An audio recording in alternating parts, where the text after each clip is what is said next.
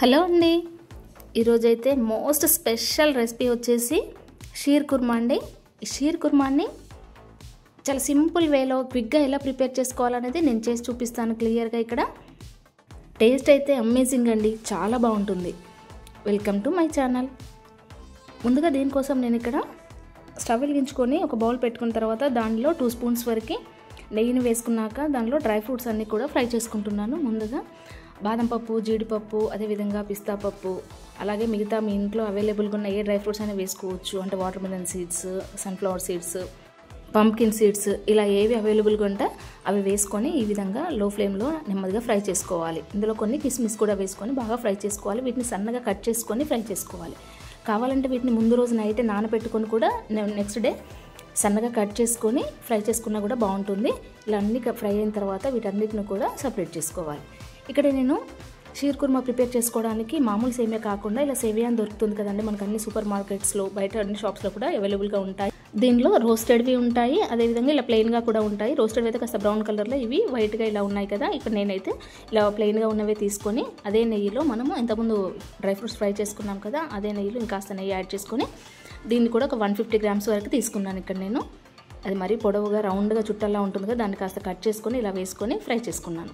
ఇది త్వరగా ఫ్రై అయిపోతుందండి, కాబట్టి చూసుకుంటూ కలుపుకుంటూ ఫ్రై చేసుకోవాలి, మరీ మాడిపోనివ్వకూడదు. ఇలా చూసారా, ఇక్కడ మంచిగా ఫ్రై అయింది కదా. ఇప్పుడు దీన్నంతా కూడా వేరొక ప్లేట్లోకి సెపరేట్ చేసుకోవాలి. దీన్నంతా కూడా ఈ విధంగా తీసుకున్న తర్వాత ఇప్పుడు దానిలో 1/2 లీటర్ వరకు పాలను తీసుకోవాలి. ఇక్కడ పాలు అనేవి చిక్కగా ఉంటే మనకి ఇది టేస్ట్ అనేది చాలా బాగా వస్తుంది. ఇలా పాలు మరుగుతున్నప్పుడు దానిలో 1/2 కప్పు నుండి 1/4 కప్పు వరకు మనం ఇక్కడ షుగర్ అనేది యాడ్ చేసుకోవాలి. వాళ్ళ స్వీట్నెస్ని బట్టి మనం షుగర్ అనేది యాడ్ చేసుకోవచ్చు. ఇక్కడ నేను 1/4 కప్పు వరకు వేసానండి.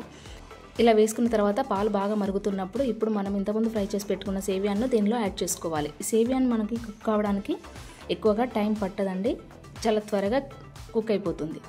ఇది కాస్త కుక్ అవుతున్నప్పుడే దానిలో 1 స్పూన్ వరకు ఇలాచి పౌడర్ కూడా వేసుకొని మళ్ళీ ఒక్కసారి అంతా కలుపుకోవాలి. చూసారా, ఇక్కడ మరీ తిక్కగా కాకుండా ఈ విధంగా మనకు పల్చగానే ఉంది కదా. మనకు తర్వాత స్టవ్ ఆఫ్ చేసుకున్నాక కాస్త చిక్కబడుతుంది. కాబట్టి మనం ఈ విధంగా ఉన్నప్పుడే మనం ఇంతకుముందు ఫ్రై చేసి పెట్టుకున్న డ్రై ఫ్రూట్స్ని కూడా దీంట్లో యాడ్ చేసుకోవాలి. అంతేనండి, చాలా సింపుల్గా ఈ షీర్ కుర్మాని ప్రిపేర్ చేసుకోవచ్చు. చివరిగా కావాలంటే మనకు కొద్దిగా సాఫ్రాన్తో ఇలా గార్నిష్ చేసుకుంటే సూపర్గా ఉంటుంది.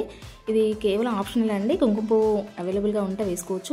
అంతేనండి, ఇలా ప్రిపేర్ చేసుకొని సర్వ్ చేసుకున్నారంటే, ఒక్కసారి టేస్ట్ చూసారంటే మళ్ళీ మళ్ళీ కావాలనిపించే విధంగా ఆ టేస్ట్ అయితే ఉంటుంది.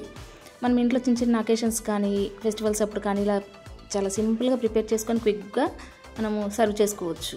మీకు కూడా ఈ వీడియో నచ్చింది అనుకుంటున్నాను, ఎందుకంటే చాలా సింపుల్గా ఎవరైనా కూడా ఈజీగా ప్రిపేర్ చేసుకోవచ్చు కదా. చూడటానికి కూడా ఇంత కలర్ఫుల్గా ఎమ్మీగా ఉంది కదా. మీరైతే మీ ఇంట్లో తప్పకుండా ఈ రెసిపీని ఒకసారి ట్రై చేయండి, టేస్ట్ చేయండి. ఈ రంజాన్ స్పెషల్గా ఈ షీర్ కుర్మాని అయితే చాలా స్పెషల్గా ఉంటుంది అనుకుంటున్నాను. ఈ వీడియో కనుక మీకు నచ్చినట్లయితే లైక్ చేసి షేర్ చేయండి, అలాగే సబ్స్క్రైబ్ చేయండి.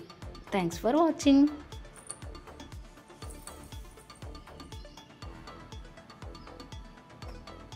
చెప్పండి.